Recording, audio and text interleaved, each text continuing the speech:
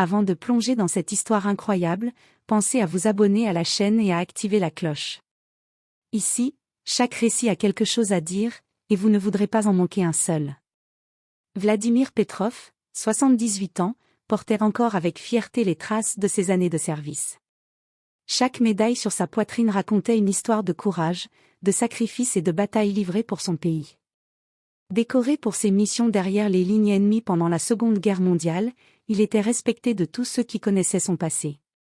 Ce matin-là, le soleil éclairait doucement les allées du parc central de Moscou. Les oiseaux chantaient, et le vent léger faisait danser les feuilles des arbres. Vladimir marchait lentement, appuyé sur sa canne sculptée, le regard fier mais attentif à chaque pas. Il se rendait à une réunion commémorative pour retrouver ses frères d'armes, se réjouissant de partager quelques instants avec ceux qui avaient traversé les mêmes épreuves. Mais le monde avait changé. Les jeunes ne connaissaient plus la valeur de la discipline ni le respect dû aux anciens. Sans prévenir, un jeune homme impatient bouscula Vladimir, faisant tomber une partie de ses médailles sur le sol. Les passants se figèrent, choqués. Le vétéran se redressa, le regard calme mais empreint d'une profonde indignation. En quelques secondes, un silence pesant s'installa autour de lui. Personne n'osait intervenir. Pourtant, dans ce silence, la voix du devoir et de l'honneur murmura. Aujourd'hui, le respect se ferait sentir, et en moins de 4 minutes, l'histoire allait prendre un tournant inattendu.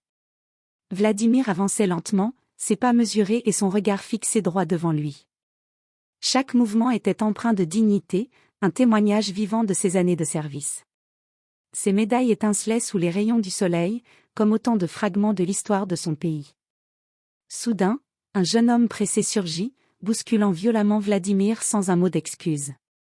Le vétéran trébucha, et plusieurs de ses médailles tombèrent au sol, résonnant contre le pavé du parc. Les passants, figés, observaient la scène avec consternation. Certains murmuraient, d'autres restaient immobiles, incertains de la manière d'intervenir. Le jeune homme ricana, convaincu qu'aucune conséquence ne l'attendait. « Vieillard, tu devrais rester chez toi », lança-t-il, avec un mélange de mépris et d'arrogance. Vladimir se redressa lentement, ramassant ses décorations avec soin. Ses mains tremblaient légèrement, non de peur, mais de colère contenue. Il inspira profondément et murmura pour lui-même. Certains ne savent plus ce que signifie le respect. Sans perdre un instant, il sortit son téléphone et composa un numéro qu'il connaissait par cœur. Sa voix, bien que faible à cause de l'âge, était ferme et déterminée. « Sergueï, ils ont osé. Ils ont osé me traiter ainsi. Reste où tu es, j'ai besoin de toi. » À l'autre bout du fil, Sergueï, son ancien camarade de guerre, comprit immédiatement la gravité de la situation. « Reste calme, Vladimir.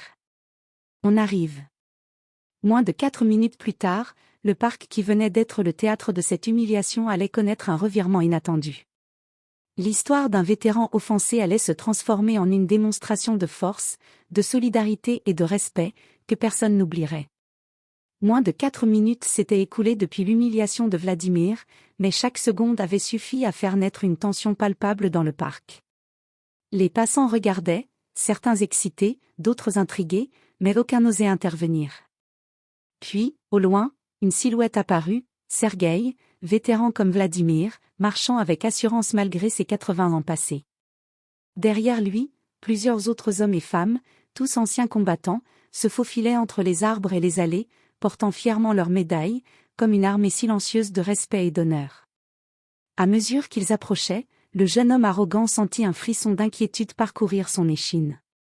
Il était désormais entouré par une présence imposante, une force tranquille qui ne demandait qu'une seule chose, le respect.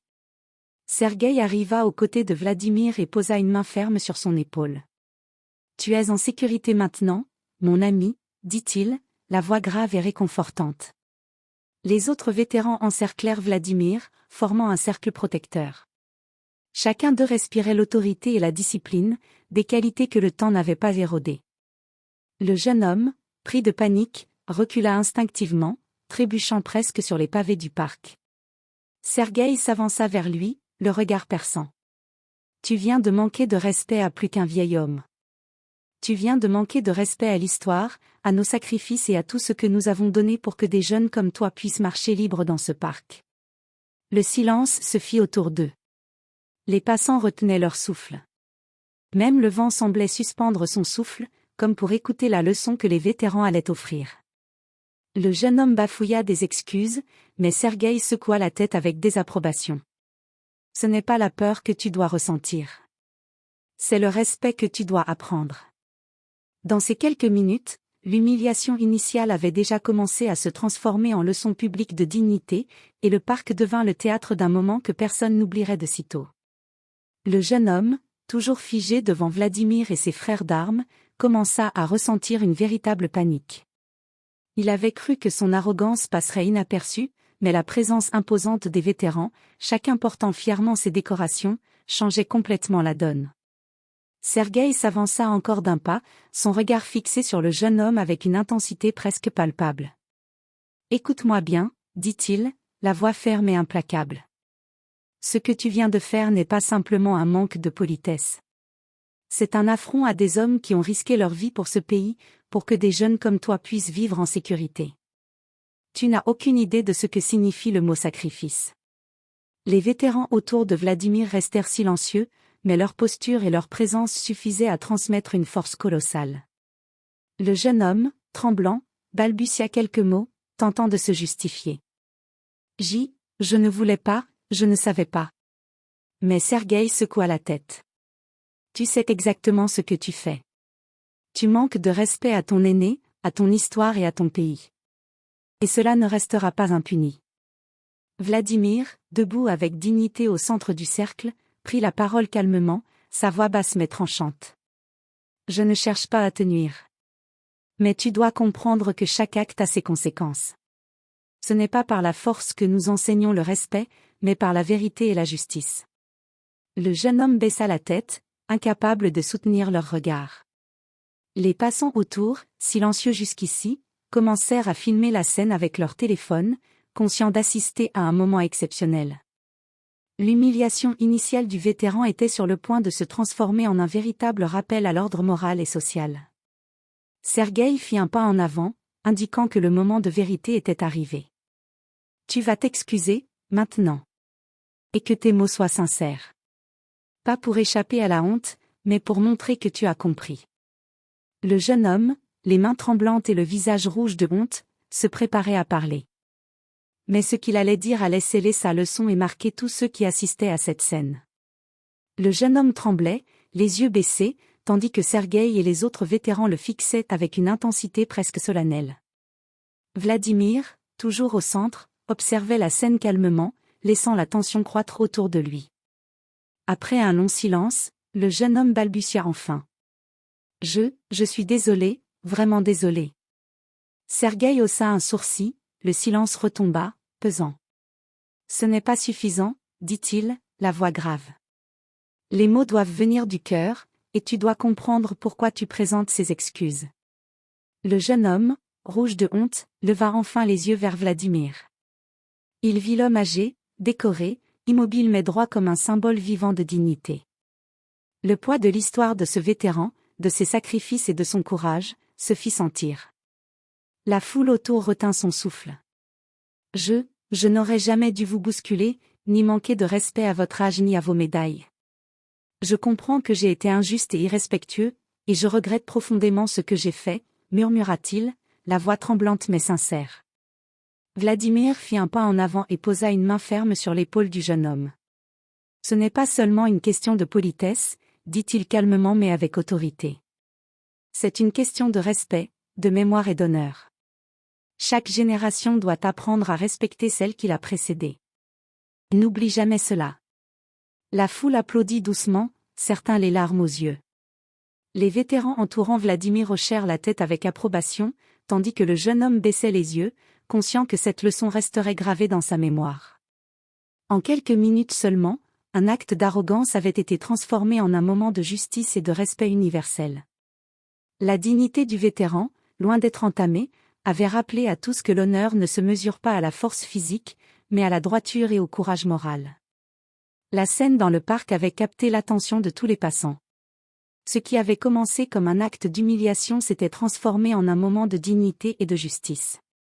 Les téléphones portables étaient sortis, et bientôt, plusieurs vidéos montrant Vladimir entouré de ses frères d'armes firent le tour des réseaux sociaux, suscitant admiration et émotion.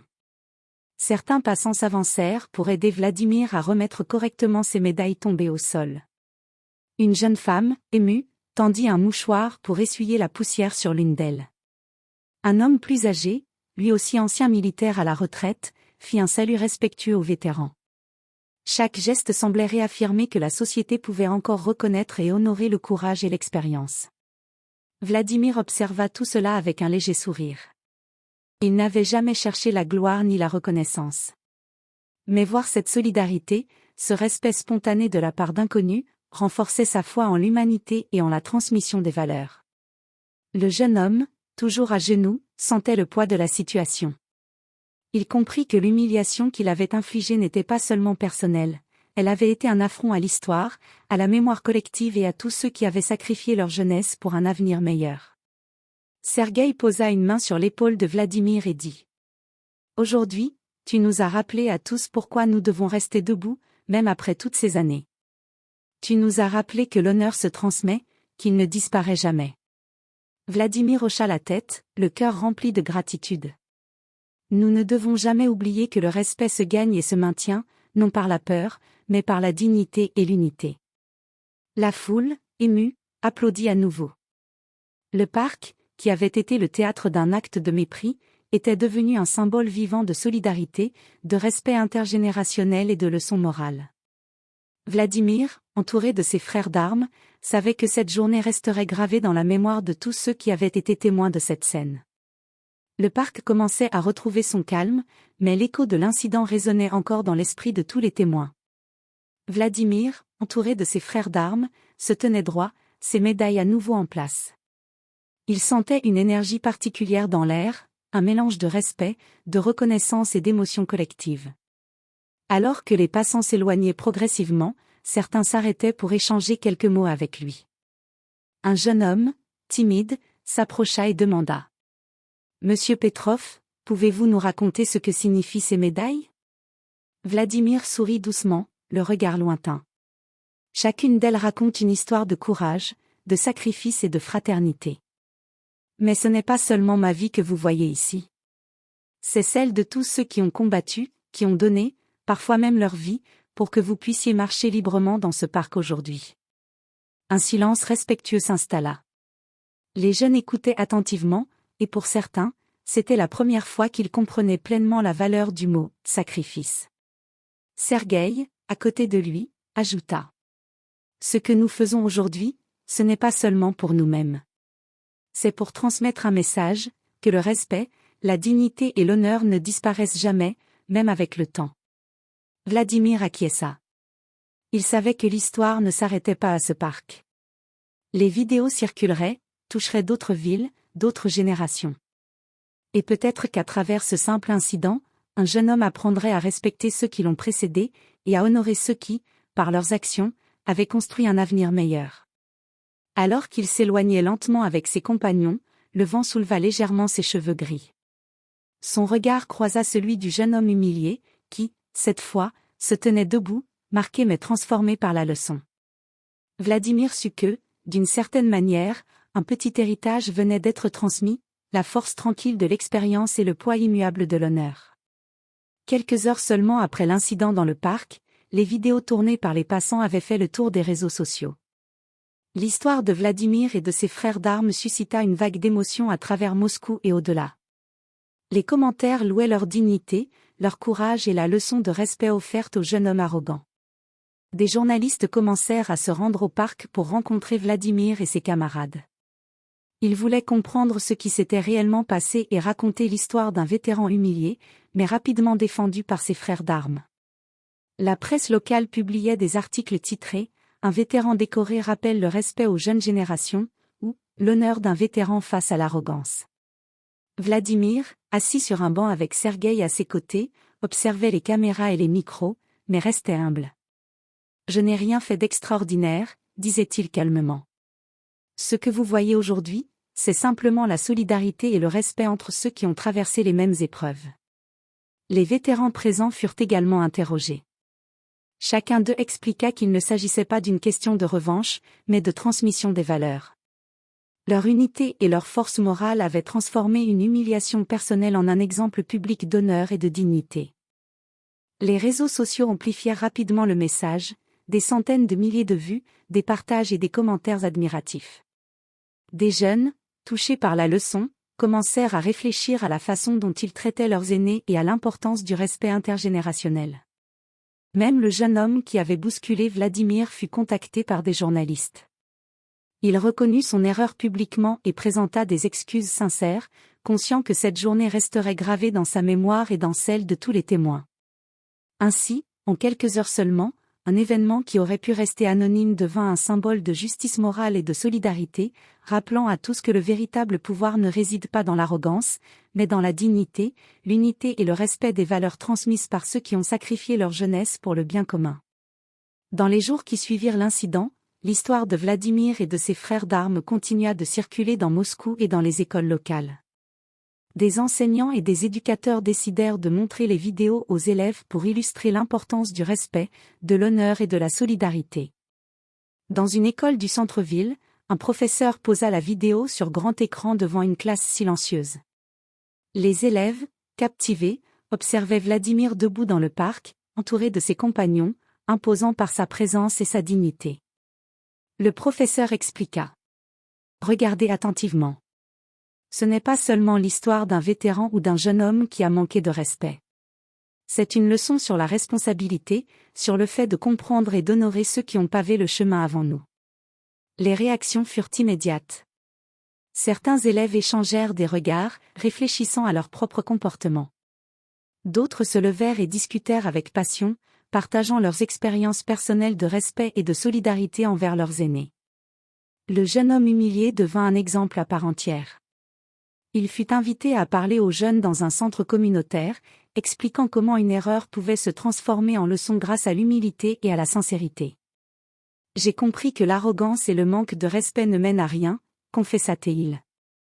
Ce que j'ai vécu m'a appris à écouter, à observer et à honorer ceux qui m'ont précédé. Vladimir, informé de ces initiatives, ressentit une profonde satisfaction. Son acte n'avait pas seulement restauré son honneur, il avait semé des graines de conscience et de respect chez une nouvelle génération. La solidarité et l'exemple des vétérans avaient trouvé un écho dans des jeunes cœurs, prouvant que le courage et la dignité transcendent le temps et les générations. Ainsi, ce qui avait commencé comme une humiliation en plein parc se transforma en un véritable enseignement moral et social, renforçant le lien entre le passé et le présent, et assurant que l'héritage de respect et d'honneur perdurerait. L'histoire de Vladimir et de ses frères d'armes ne resta pas confinée aux réseaux sociaux ou aux écoles. Rapidement, elle se propagea dans tout le quartier et au-delà, touchant la communauté locale dans son ensemble. Les habitants commencèrent à parler de ce jour comme d'un moment historique, où l'honneur et le respect avaient triomphé de l'arrogance et de l'irrespect. Dans les cafés, les boutiques et même dans les transports en commun, les gens échangeaient sur l'événement.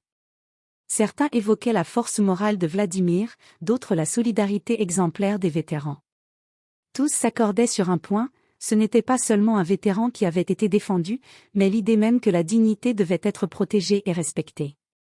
Des associations locales de vétérans organisèrent des rencontres et des discussions, utilisant l'incident comme un exemple pour sensibiliser les jeunes et rappeler à tous l'importance du civisme et du respect des anciens. Les médias locaux publièrent des reportages sur la solidarité intergénérationnelle, tandis que des personnalités publiques saluaient l'action des vétérans. Même le jeune homme qui avait bousculé Vladimir fut invité à participer à ces initiatives. Transformé par la leçon reçue, il prit part à des ateliers sur le respect et la citoyenneté, partageant son expérience et son repentir sincère. Sa présence devint un symbole que même l'erreur pouvait devenir un moteur de changement positif. Vladimir, toujours humble, regardait tout cela avec un mélange de fierté et de sérénité. Il savait que son action, combinée à celle de ses frères d'armes, avait déclenché une réaction en chaîne dans la société. La ville entière avait été rappelée aux valeurs fondamentales de solidarité, de respect et de dignité, et ces leçons perdureraient bien au-delà de cette journée. Le parc où tout avait commencé devint un lieu de mémoire symbolique. Les habitants venaient s'y promener, souvent en silence, en se rappelant que l'honneur et la dignité, même face à l'humiliation, pouvaient inspirer tout un quartier et transformer la société. Les semaines passèrent, mais l'histoire de Vladimir continua de résonner dans la ville.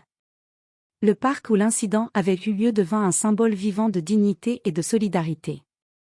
Les passants racontaient aux plus jeunes ce qu'ils avaient vu et vécu, et les écoles utilisaient l'événement comme une leçon morale précieuse sur le respect et l'honneur. Vladimir, entouré de ses frères d'armes, se promenait encore dans le parc, ses médailles brillantes reflétant le soleil, mais plus que jamais, c'était sa présence et son attitude qui inspiraient les autres.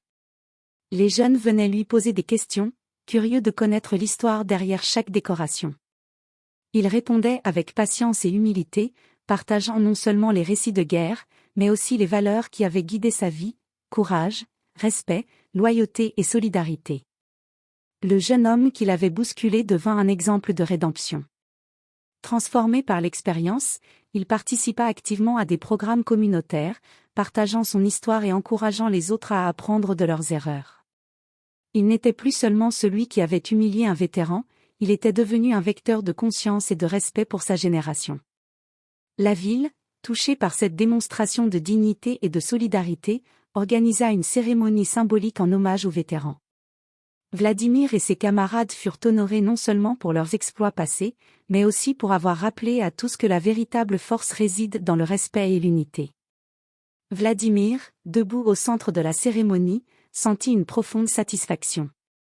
Il savait que son action ce jour-là, aussi simple qu'elle ait pu paraître, avait semé des graines de respect et d'honneur qui fleuriraient longtemps après son départ. Son héritage n'était pas seulement fait de médailles, mais de leçons transmises, de jeunes conscients et d'une communauté soudée par les valeurs qu'il avait incarnées toute sa vie. Et ainsi, l'humiliation initiale, qui aurait pu être une simple anecdote, se transforma en un symbole durable, celui d'un vétéran décoré dont la dignité et le courage avaient inspiré une ville entière, rappelant à tous que le respect et l'honneur ne s'achètent pas, ils se vivent et se transmettent.